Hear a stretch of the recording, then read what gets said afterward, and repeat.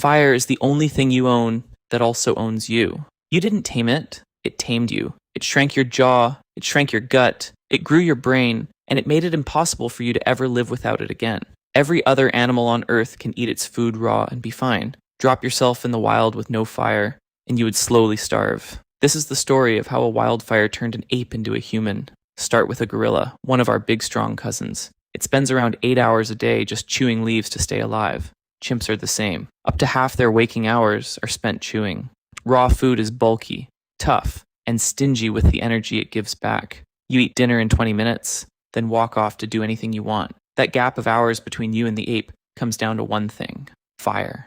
To see what it did to you, first, you have to see how terrifying it was. For most of the human story, fire was everywhere and nobody controlled it. Lightning split the sky, hit dry grass, and a whole plain caught in minutes. Volcanic vents, brush fires in the dry season, sparks riding the wind. Fire found early humans long before humans ever figured out fire. And here's the very first thing that makes our species strange. Almost every animal alive is born already afraid of fire. That fear is pure instinct. Nothing has to sit them down and teach it. A burning forest empties in seconds. Everything with legs runs. Deer bolt, big cats bolt, even our closest ape cousins bolt. Every instinct in your body says the smart move is to run too. One creature on the whole planet stopped running and turned around. It stood in the smoke and stared into the thing that scared everything else. Then it did the unthinkable. It stepped toward the fire. That single choice splits the entire animal kingdom in half. On one side, everything that fled. On the other, one ancestor of yours. But wanting fire and holding on to fire are two completely different battles. Because for a very long time, no human could actually make a flame at all. Striking your own sparks from stone came far, far later in the story. So the first move was much simpler. They stole fire from the ashes. After a wildfire moved on, embers kept glowing in the burnt ground for hours. Scooping up a live coal is a lot easier than making one from nothing. So somebody in the group had to become the keeper of the fire. Their whole job was to feed it, shield it, and never let it go out. Today, fire is a reflex, a click, a flick of your thumb, and it is there. For them, it was a living thing that had to be carried everywhere they went. A single fire could be kept burning for years and passed down for generations. Let it die on your watch, and you were back to praying for lightning. So the campfire became the single most valuable thing a group owned, worth more than any tool. A broken axe, you could just chip a new one. A dead fire out in the cold, you could not remake it all. So how far back does all this actually go? Honestly, it is still argued about. The strongest evidence sits in one place: Wonderwork Cave in South Africa. Ash, burnt bone, and stone tools in a layer about 1 million years old. For a long time, 1 million years was the oldest number anyone would trust. Then a 2026 study went deeper into the same cave, into older layers. They found burnt bone dated between 1.07 and 1.79 million years ago. 1.79 million. And this is the detail that seals it. 30 meters deep inside the cave. No wildfire crawls 30 meters into solid rock. Someone carried it in. So your first upgrade over every other animal is this: you held the fire. That is the small miracle. Now here comes the one that sounds completely fake.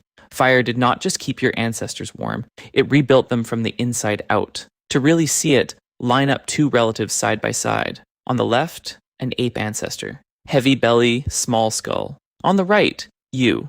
Flat belly, huge skull. Same family tree, flipped proportions. Something rewired the whole design. Put one object between them, and it all clicks into place. A cooking fire. Around 1.8 to 1.9 million years ago, a new ancestor shows up, Homo erectus.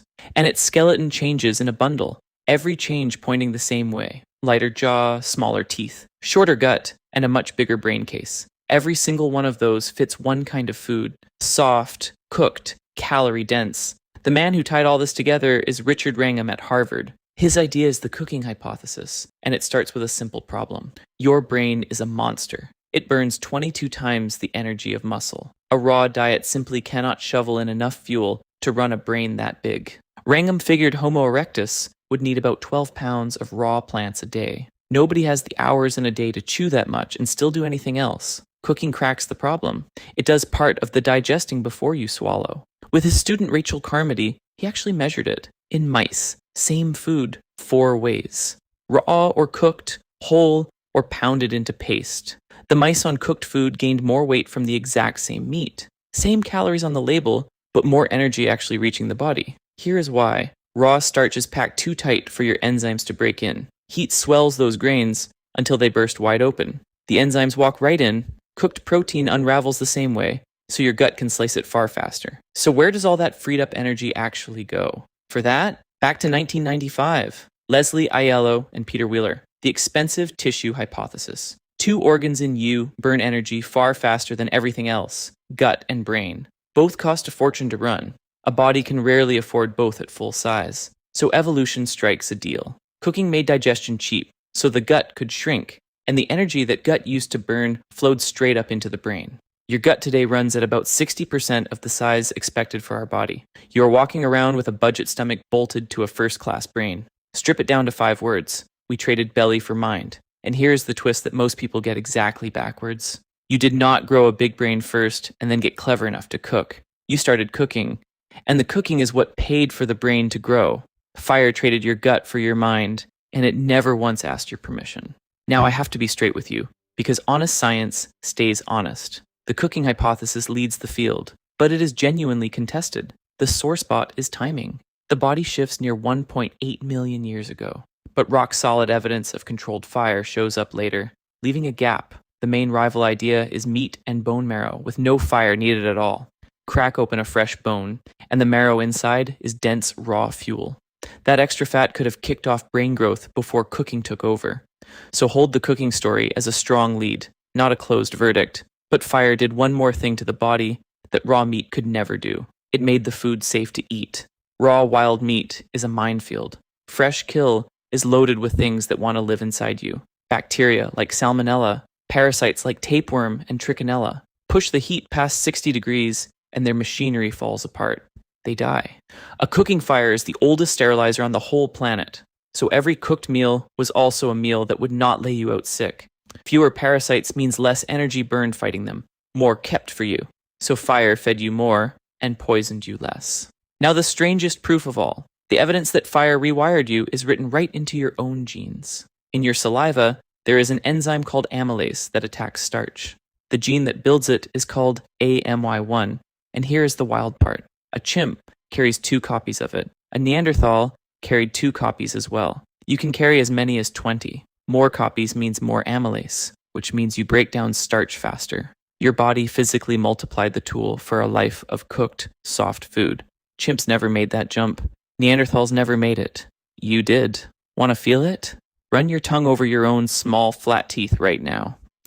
Those are not the teeth of an animal that rips raw flesh for a living. Fire wore them down across 1 million years and never asked if you agreed. So fire remade the body. On its own, that would already be a huge story. But it did something even bigger than the body. It built your nights. Think hard about what sunset used to mean before any of this. Before fire, darkness was a hard wall. The day was over, full stop. You crawled into cover and froze in place until the sun came back up. The night belonged to eyes and teeth that worked far better than yours. Fire shoved that wall back and handed you extra hours every single night. Light after dark. Warmth for bare skin.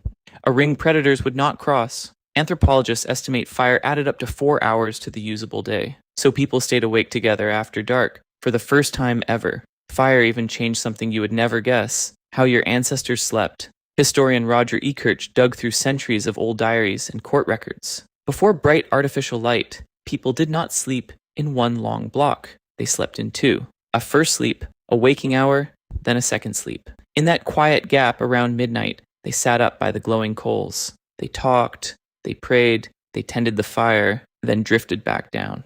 A sleep study in the 1990s watched that exact pattern come back on its own.